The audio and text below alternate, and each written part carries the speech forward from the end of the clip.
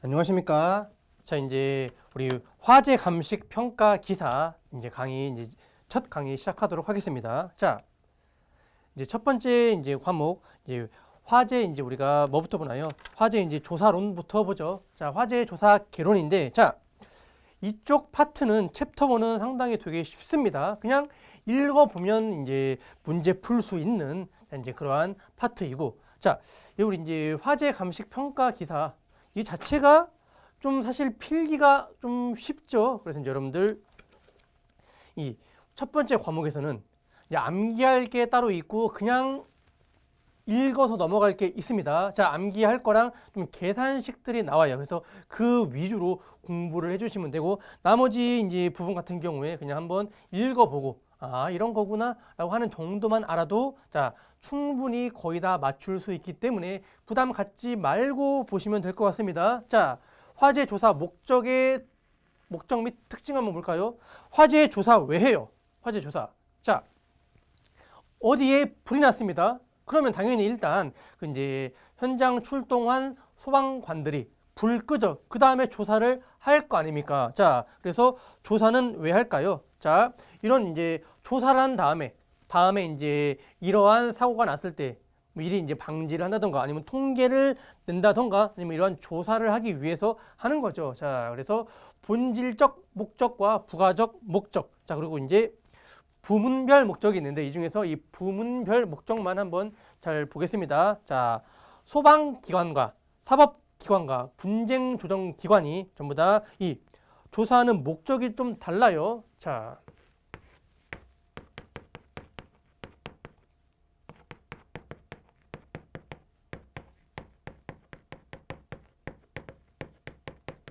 자, 소방서에서는 소방청에서는 소방 이제 분야에서는 왜 화재 조사를 할까요? 이거 암기 안 하고 그냥 여러분들 눈으로 한 번만 봐도 다 이해됩니다. 자, 뭐 유사화재의 방지와 피해 경감을 위해서 발화 원인을 규명을 해가지고 화재가 왜 발생했는지를 밝혀야 되죠. 자, 뭐 그런 게 나옵니다. 화재의 뭐 발생 상황 이런 것들이 나오게 되고 화재 확대 원인. 사법기관에서는 왜 조사를 할까요? 자, 누가 불냈는지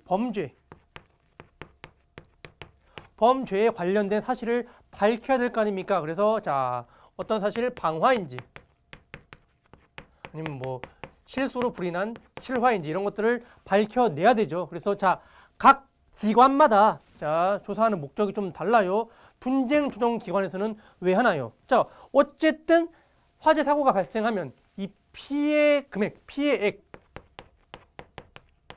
피해 물품, 피해액 이런 것들이 발생할 거 아닙니까? 자, 그런 것들 있을 때 전부 다 따지겠죠. 보험기관이라던가 이러한 개인 아니면 이러한 이제 사업체들이 각자 자기 재산에 손해를 입었기 때문에 어떠한 이러한 이제 주장을 한다던가 피해 보상을 요구하겠죠. 그래서 그런 것들을 어떻게 한다? 분쟁 조정 기관에서 조정을 해주는 거죠. 그래서 화재 조사는 목적은 뭐다? 기관마다 다르다. 해서 자, 이 부문별 목적을 여러분들이 이걸 딱 정리해서 자, 어떻게 보면 된다? 기관별로 다르다. 이렇게 보고 넘어가시면 됩니다. 어차피 여러분들이 이 키워드만 보면 소방이라던가 사법이라던가 분쟁조정기관이라던가 이런 것만 보면 전부 다 목적은 알 수 있어요. 어렵지 않죠? 자, 화재 현장의 특징 한번 볼까요? 자, 화재 현장 불 나고 불을 끄고 그 현장의 특징은 어떻게 될까요? 금방 사라집니다. 그리고 자, 어때요? 어떠한 증거물이라던가 아니면 거기 안에 있던 어떠한 물건들이 전부 다 타서 없어지거나 그 원인을 찾지 못하게 되는 경우가 발생합니다. 그래서 화재 현장의 특징은 증거물과 자료를 어떻게 한다? 신속하게, 정밀히, 과학적으로 자, 이런 이제 자료들을 이제 채취해야 됩니다. 왜냐하면 금방 불타고 다 지나가 버리면 어떻게 된다? 시간의 지남에 따라서 급히 훼손이 될 수도 있고 또 찾을 수 없을 수도 있습니다. 되도록 빨리 정확하게 과학적으로 실시를 해야지 화재의 원인을 어떻게 한다? 정확하게 이제 규명할 수 있는 겁니다. 자, 그래서 여러 가지 이제 나오죠. 현장성. 자, 증거물 수집은 어디서? 화재 현장에서 이루어지는 겁니다. 그냥 키워드만 알고 있어도 돼요. 신속성, 빨리 조사를 해야 되는 거죠. 현장은 왜냐하면 시간이 지날수록 바뀌어요. 왜 그래요? 자, 아무래도 더 이제 화재가 진행됨에 따라서 이제 손상이 올 수 있을 것이고, 그리고 자, 만약에 제가 어디 이제 현장에 화재의 불을 저질렀습니다. 그런데 저임을 알 수 있게 하는 어떤 뭐 신분증이라든가 뭐 제 스마트폰을 떨어뜨리고 왔어요. 그럼 다시 그 주소로 갈 거 아닙니까? 어쨌든 뭔가 그 현장에 있어서 변형이 일어나면 현장이 훼손된 거죠. 그래서 빨리 조사를 해야 되는 겁니다. 신속하게. 자, 그리고 정밀하게 과학적으로 해야 되죠. 대충 조사하는 게 아니라 이 정확한 과학적인 기법을 갖고 조사를 해야 됩니다. 자, 그대로 보존을 해야 되죠. 돌발성은 뭐예요? 화재 현장은 자, 어떠한 돌발 현상이 일어날지 몰라요. 자, 그래서 여기 나와 있죠. 책에는 흥분과 공포, 폐허, 패닉 현상을 수반한다. 전부 다 완전히 막 다 타갖고 사람도 많이 죽고 막 이러한 이제 사체들이 발견되면 사람들이 순간 이렇게 패닉에 빠질 수도 있습니다. 그러면 정확한 조사가 못 이루어질 수도 있겠죠. 자, 여러분들이 아무리 강철 멘탈을 갖고 있다 하더라도 만약에 이제 이러한 빌딩에 땅입니다. 여기가 빌딩에 이렇게 여기서 예를 들어서 500명이 죽었어요. 여러분들이 화재 조사관입니다. 들어가서 조사를 하려고 하는데 그 수많은 시체들을 보고선 안타깝죠. 마음 아프고 제대로 된 이 멘탈을 잡고 있을 수 있을까요? 안 되겠죠. 그래서 이러한 조사를 할 때 돌발성이 있을 수 있습니다. 자, 강제성. 자, 관계인이 못 들어오게 한다든가 뭐 좀 이러한 통제가 안 되는 경우가 생길 수 있겠죠. 그래서 이 강제성도 필요합니다. 다변성과 다각성도 필요하죠. 자, 화재 조사관에게 미치는 영향도 있어요. 자, 난해성, 위험성, 불결성이 있습니다. 자, 왜냐하면 화재 조사관들은 여러 가지 관련된 법도 알고 있어야 되고 또 그 화재의 형태 이런 것들이 자, 화재의 형태가 일정하지 않죠. 똑같은 예를 들어서 똑같은 휘발유로 이 똑같은 건물에 똑같은 위치에 불을 붙였는데 그 일시에 따라서 자, 양상은 달라질 수 있습니다. 그래서 난해해요. 그래서 어려워요. 그리고 각종 이러한 전부 다 법도 알고 있어야 되죠. 위험성은 뭔가요? 자, 이 불난고 조사하러 갔는데 약한 부분이나 좀 이제 붕괴의 위험이 있는 지역도 있을 거 아닙니까? 자, 그래서 항상 이러한 위험을 수반하고 있습니다. 자, 불결성. 자, 어때요? 불타고 난 현장은 아주 그냥 뭐 지저분하다던가 동물의 사체가 있을 수도 있고, 자, 뭐 악취가 날 수도 있고 이러한 이제 불결하죠. 그러면 어떻게 돼요? 조사를 하러 갔는데 이러한 자, 너무 막 이 현장이 어지럽고 막 냄새 나고 머리 아프고 막 이런 뭐 악취가 나고 독성가스가 나오면 힘들 거 아닙니까? 그래서 이러한 것들이 화재 조사관에게도 이제 아주 안 좋은 영향을 미치게 되는 겁니다.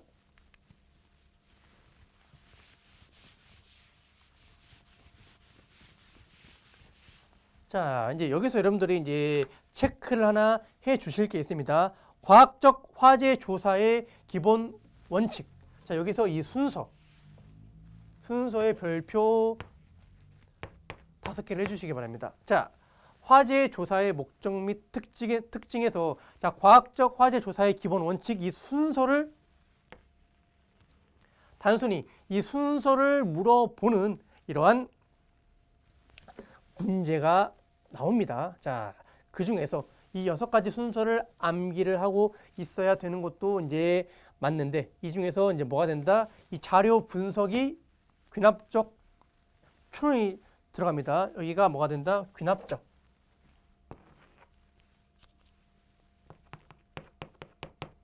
그리고 가설 검증하는 부분을 우리가 연역적 추론이라고 합니다. 자, 귀납적은 뭐냐면 자, 이 수집된 자료나 이미 다 있는 거죠. 있는 것들을 어떻게 귀납적으로 이걸 가지고 검토하고 추론을 하는 겁니다. 그래서 뒤에서부터 앞으로 오는 거.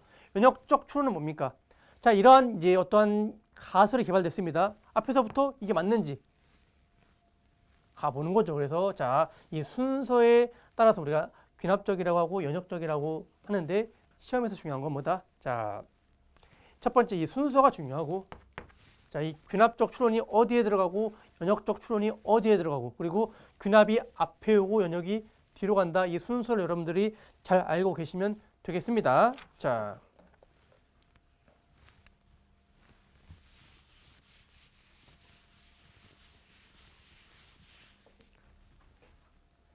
이제 좀 너무 간단하거나 여러분들 그냥 여러분들이 뭐 읽어보거나 한번 읽어보거나 아니면 대충 그냥 이렇게 훑어보고 넘어가도 될 정도의 이러한 부분들은 좀 넘어가도록 하겠습니다. 자, 여기 화제 조사의 범위 보겠습니다. 여기도 별표 5개 주시기 바랍니다. 자, 우리 지금 필기하고 있지만 이쪽 필기에서도 많이 나오기도 하고 실기에서 엄청 많이 나옵니다. 그래서 어차피 공부하시는 김에 자, 좀 주의 깊게 보면 나중에도 좀 도움이 되겠죠. 자, 화재 원인 조사에는 뭐가 있습니까? 자, 발화 원인. 자, 여기 나와 있는 순서대로 발견 통보 및 초기 소화 상황, 연소 상황, 피난 상황, 소방 시설 등. 자, 이게 뭐냐면 화재 조사를 하는데 그냥 뭐 막연히 가서 여기 불났으니까 여기 와서 조사를 해야지 라고 해서 조사를 하는 게 아니라 어떠한 범위를 정해 놓는 거죠. 자, 발화 원인 조사는 뭡니까? 발화가 뭐예요? 발화. 자, 불이 발발했다. 한마디로 어디선가 불이 났을 거 아닙니까? 그래서 발생한 과정, 그리고 화재가 발생한 지점, 아니면 이제 어떤 물질에서 불이 시작됐냐, 뭐 휘발유가 있었냐, 아니면 어떠한 이러한 뭐 폭발 물질이 있었냐, 아니면 누가 성냥을 떨어뜨렸냐 해서 이러한 발화 아니면 발화 물질, 이거를 조사하는 겁니다. 첫 번째. 그래서 범위를 정해 놓는 거죠. 자, 그래서 어떤 것 때문에 불이 시작이 됐는지, 다음에 발견 통보 및 초기 소화 상황 조사, 누가 발견했는지, 누가 알려줬는지, 그 불을 확인하고 초기에 대응은 어떻게 했는지를 조사하는 걸 이야기합니다. 연소 상황, 화재가 어떻게 이제 확대가 되고 어떻게 어디서부터 어디로 퍼졌는지, 뭐 지하에서 위로 올라갔는지 아니면 오른쪽에서 왼쪽으로 왔는지, 이런 것들을 조사하는 거죠. 피난 상황 조사, 사람들은 어떻게 대피했는지, 피난 시에 어떠한 문제점은 없었는지, 소방 시설. 자, 이러한 건물이나 이런 곳에는 다 소방 시설이 장착이 되어 있죠. 대표적으로 뭐 소화전, 또 이제 아파트에 다 이제 스프링클러 있지 않습니까? 자, 그리고 이제 각종 이러한 소방 시설은 잘 작동을 했는지, 아니면 이러한 소화기 같은 경우 누가 썼는지, 이런 것들을 다 파악을 해야 되죠. 그래서 자, 어디까지 이제 어떤 범위를 갖고 조사할지 보는 겁니다. 자, 다음엔 피해 조사. 피해 조사도 중요합니다. 둘 다 중요해요. 자, 인명 피해랑 재산 피해로 나뉩니다. 자, 인명 피해는 뭡니까? 어쨌든 이 화재로 인해서 사람이 죽거나 부상을 당할 수 있죠. 그리고 또 누가 있습니까? 안타깝게도 이런 소화 활동하다가 소방관님들 좀 많이 이제 다치거나 돌아가시는 분들도 종종 발생하지 않습니까? 그래서 여기까지를 인명 피해라고 합니다. 그래서 인명 피해 조사도 해야 되고, 재산 피해는 자, 재산 피해 조사의 조사 범위도 중요합니다. 자, 첫 번째 뭐가 나옵니까? 열에 의한 탄화. 이거 뭐 다 타버렸습니다. 만약에 이것도 타고 다 탔어요. 그러면 열에 의해서 탄화된 거죠. 아니면 또 뭐 있습니까? 녹았어요. 아니면 열에 의해서 떨어져 나갔습니다. 그래서 열에 의한 탄화, 용융, 파손 등에 의한 피해. 그 다음에 이제 소화 활동할 때 물 많이 쓰잖아요. 물. 자, 만약에 이 강의실에 물을 다 뿌렸어요. 그럼 여기에 지금 저 찍고 있는 카메라도 있죠. 그리고 여기 에어컨도 있고, 여기 뭐 전등도 있고, 여기 보면 이제 뭐 각종 컴퓨터도 있고, 여기 프로젝터도 있습니다. 그러면 여기다 물 다 뿌려버리면 이거 다 상할 거 아닙니까? 그래서 이러한 재산 피해에 뭐가 들어갑니까? 소화 활동 중에 불가피하게 쓰는 이 물에 의한 피해도 들어가게 됩니다. 자, 그리고 그 밖에 연기 때문에, 연기 이런 거 다 이게 묻어버리면, 벽지나 이런 거 묻어보면 어떻게 돼요? 그거 한 번만 다 닦아도 다 그을음 묻어갖고 못 쓰게 되죠. 그런 것들. 아니, 물품 반출, 화재로 인해서 폭발한다. 자, 그랬을 때도 이제 이러한 재산, 물품에 의한 피해가 있을 수 있겠죠. 그래서 화재 조사의 범위는 여러분들 좀 잘 보셔야 됩니다.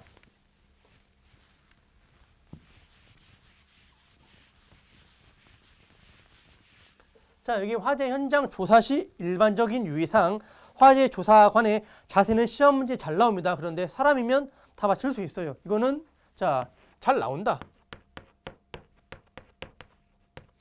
자, 근데 누구나 상식이 있으면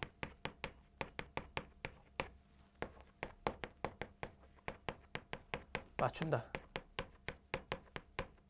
틀리면 진짜 안 돼요. 한번 볼까요? 화재 현장 조사 시 일반적 유의사항. 어차피 필기 시험이기 때문에 아닌 거 하나 잘 고르면 되지 않습니까? 자, 어떻게 조사를 해야 돼요? 선입견 버리고. 자, 내 주관적인 판단을 하는 게 아닙니다. 자, 보니까 자, 예를 들어서 이 책이 탔어요.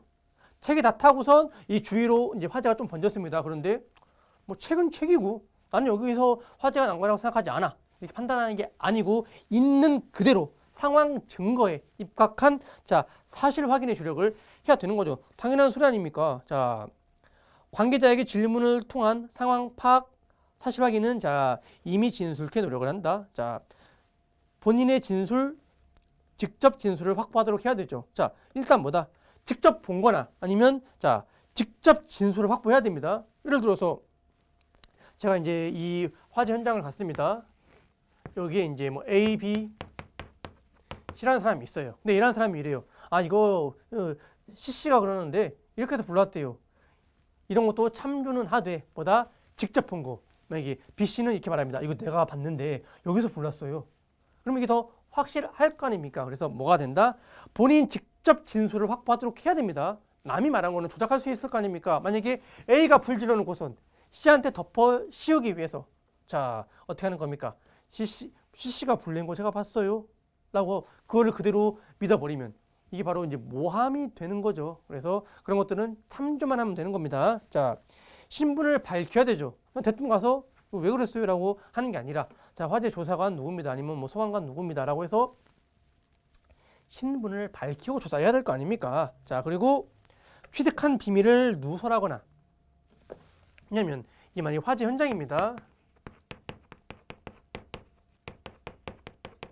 자, 그럼 현장 안에 아니면 어떤 사무실 안에 어떤 방 안에 뭐 거기 안에 비밀이 있을 수 있을 거 아닙니까? 뭐 회사 같은 경우에는 뭐 영업 비밀이라던가 아니면 어떠한 것들이 있을 수 있겠죠. 아니면 이러한 뭐 예를 들어서 뭐 호텔입니다. 그러면 거기에 어떤 뭐 사람이 있을 수 있을 거 아닙니까? 그런 것들 비밀은 누설하지 말고 잘 지켜줘야 된다는 겁니다. 자, 과학적 근거에 의한 조사에 중점을 둬야 되는 것도 당연하죠. 화재 조사관의 자세는 어떻게 될까요?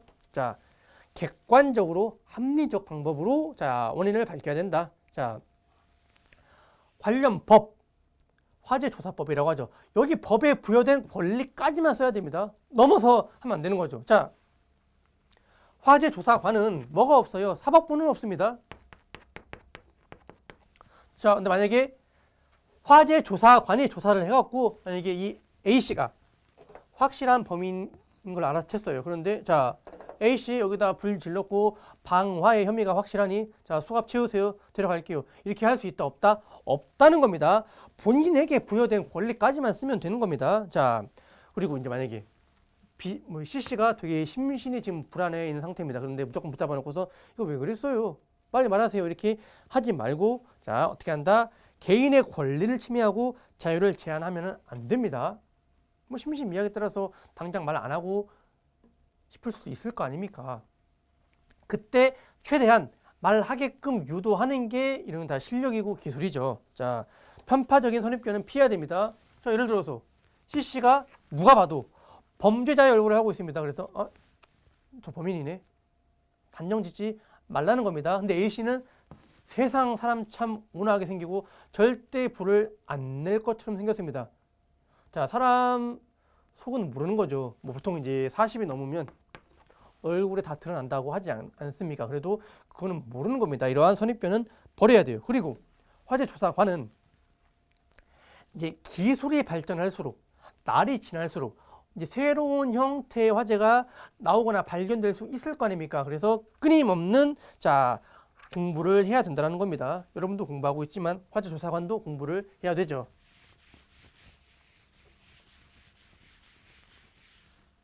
자, 이렇게 너무 쉬운 내용들 다 봤고 이제 기본적인 이제 연소론 보겠습니다. 이제 여기서부터 이제 화재에 대한 내용이죠. 자, 연소의 개념. 한번 볼까요? 연소가 뭐예요? 연소. 우리 연소한다라고 하죠. 한마디로 불 나는 겁니다. 불 난다. 딱 세 글자로 줄이면 불 난다. 간단하죠. 그러면 이 정의적으로 보면 연소를 뭐라고 표현할까요? 불 난다 이렇게 하지 말고 이 불 나는 현상을 좀 더 전문적으로 표현하면 자, 어떤 물질이 불나요? 자, 여러분들 예를 들어서 한번 몇 가지 물질을 제가 한번 갖고 와서 비교를 해볼까요? 자, 종이 불 나요? 안 나요? 종이는 어떻게 되죠? 종이는 태우면 불 나죠? 자, 그런데 안 타는 게 지금 여기 있을까요? 이런 분필 같은 거는 안 타겠죠? 자, 저 태우면 타겠죠? 자, 그런데 이 칠판 같은 경우에 잘 안 탈 겁니다. 그래서 타는 물질이 불 나겠죠? 우리가 타는 물질을 뭐라고 한다? 가연물이라고 합니다. 자, 연소란 가연물입니다. 안 타는 물질은 안 타요. 타는 물질인 가연물이. 자, 공기 중에 뭐가 있습니까? 자, 공기 중에 산소가 있습니다. 공기 중에 자, 산소와 결합.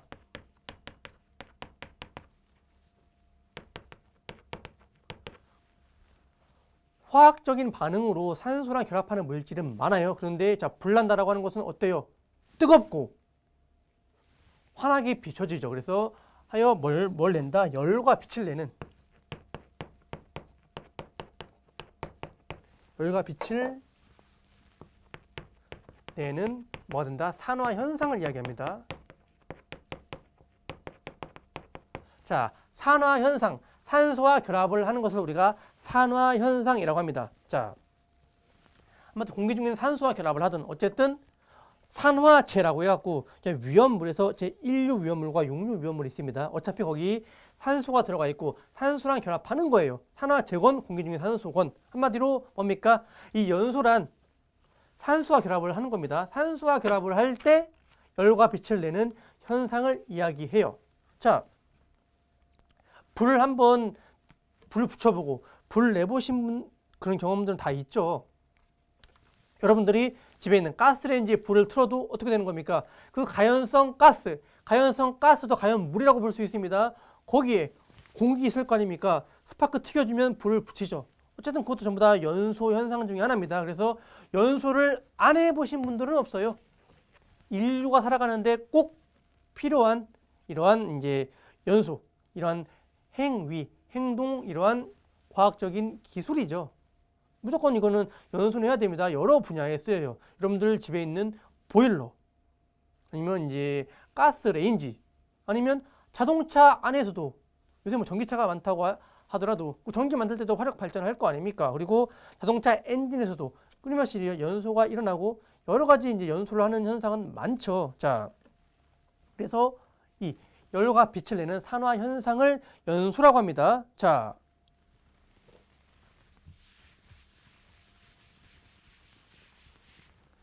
한 가지 예를 들면 철이 녹쓰는 것도 철이 산소랑 결합을 합니다. 그런데 연소라고 하지 않죠. 산소랑 결합을 하나 열과 빛을 내지 않아서 그래요. 자, 최소 점화 에너지는 뭐냐면 우리 영어로 이제 MIE라고도 합니다. 제가 여기다가 불 붙이려고 해요. 그럼 불 붙어요? 안 붙죠. 어떠한 에너지를 가해 줘야 될 거 아닙니까? 그때 라이터로 갖다 대면 한 1초, 2초 지나면 불 붙겠죠. 그 시간 동안 여기에다가 가해준 에너지, 불이 붙을 때까지 이 가연물에 가해주는 최소의 에너지를 최소 점화 에너지라고 합니다. 자, 왜냐면 이렇게 보시면 됩니다. 자, 이게 이제 뭐 에너지라고 하면 가연물이 갖고 있는 에너지는 지금 이만큼입니다. 근데 불이 붙으려면 여기까지 가야 돼요. 이 선까지. 그러면 자, 종이가 갖고 있는 에너지 준위 상태가 이 정도인데 어떻게 된다? 여기까지 올리려고 하면 뭘 가해줘야 됩니까? 열을 가해줘야 되죠. 그 열 에너지를 뭐라고 한다? 보통 라이터나 이런 거 열원, 점화원이 필요할 거 아닙니까? 여기까지의 이 범위를 우리가 최소 점화 에너지라고 하는 겁니다. 자, 물질마다 다 다르죠. 가스 같은 경우에 가스 누출시킨 다음에 이 스파크 아주 약간 에너지만 가해줘도 불이 확 붙어버릴 거고, 예를 들어서 이런 통나무 통나무에 불 붙이려고 하면 라이터를 갖다 대면 하루 종일 붙이고 있어도 불 잘 안 붙죠. 왜냐하면 그만큼 이 물질마다 최소 점화 에너지가 전부 다 달라서 그래요. 보통 가스가 작아요. 가스가 이제 최소 점화 에너지가 되게 작아요. 잘 안 타는 물질들이 있습니다. 자, 그런 것들이 좀 높겠죠. 이제 뭐 고체 물질 중에서 표면적이 큰 것들, 표면적이 이제 두꺼운 거나 이런 것들, 자, 이런 것들이 잘 안 타게 되죠. 다음에 이제 산화와 환원 보겠습니다. 산화와 환원과 산화제와 환원제는 잘 구분을 하셔야 됩니다. 자, 산화는 뭐냐면 기본적으로 산소화를 이야기합니다. 산소화. 그래서 자, 산화란 어떠한 물질 M이라고 합니다. 어떠한 물질이 뭐랑 산소랑 결합을 해가지고 보통 산소랑 결합을 합니다. 이렇게 해서 자, M5나 MO2를 만드는 과정을 산화라고 합니다. 그러면 뭡니까? 이 물질이 산화가 된 겁니다. 산소가 붙어버린 이러한 형태를 말하죠. 대표적으로 탄소가 연소하면 뭐가 됩니까? CO2가 되고 황이 연소하면 SO2가 됩니다. 그러면 뭐냐면 이 탄소나 황이 산화되었다고 합니다. 산소가 붙은 걸 이야기해요. 자, 그리고 수소랑 전자는 잃어야 됩니다. 수소나 전자는 잃어야 되고 이거는 이제 좀 화학적인 이 원리가 들어가기 때문에 좀 복잡합니다. 원리가 예로 이야기하면 자,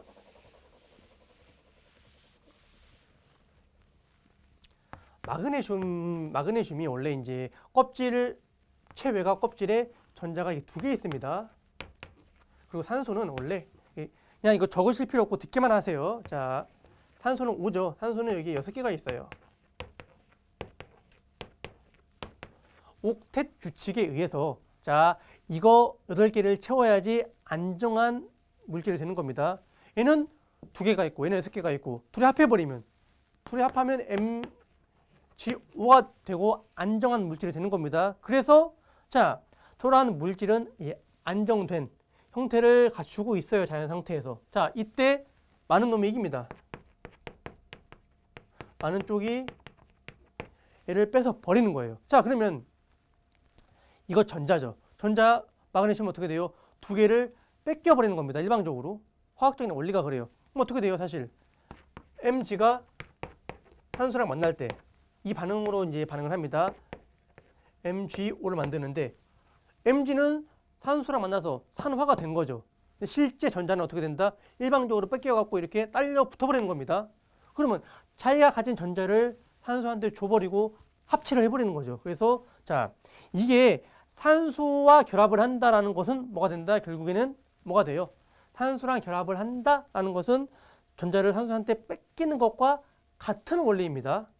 그래서 이제 여러분들 그런 식으로 이해를 해주면 돼요. 산소는 왜 결합을 하고 전자는 왜 이로? 이게 무슨 말이야? 라고 하면 그런 식으로 이해를 해주면 됩니다. 그래서 이제 수저는 잃고 산화수는 증가할 때 뭐가 된다? 산화라고 합니다. 둘 중에 하나로만 알고 있으면 돼요. 환원은 그 반대예요. 자, 그러면 여기서 보겠습니다. 산소는 지가 갖고 있던 산소를 얘한테 줘버리죠. 그래서 산소는 환원되었다라고 하는 겁니다. 자, 산화와 환원은 반대예요. 그럼 볼까요? 환원. 산소와 산화수는 감소해야 되고 수소와 전자는 얻어야지 환원이라고 하는 거죠. 자, 반대로 여기서 MgO에서 산소는 어떻게 되나요? 전자 2개 뺏어버린 거죠. 얻어버렸잖아요. 그래서 환원됐다라고 하는 겁니다. 산화제와 환원제 볼까요? 산화제는 뭐냐면 자신은 환원되면서 다른 물질을 산화시키는 물질이라고 해서 대표적으로 산소가 있죠. 환원제는 그 산소를 받는 물질입니다. 그래서 환원제를 여러분들 뭐라고 생각하면 되냐면 가연물이라고 생각하면 됩니다. 산소를 받는 물질, 산화제는 산소를 주는 물질. 그래서 산화제는 산소를 포함하고 있는 물질들이 좀 많아요.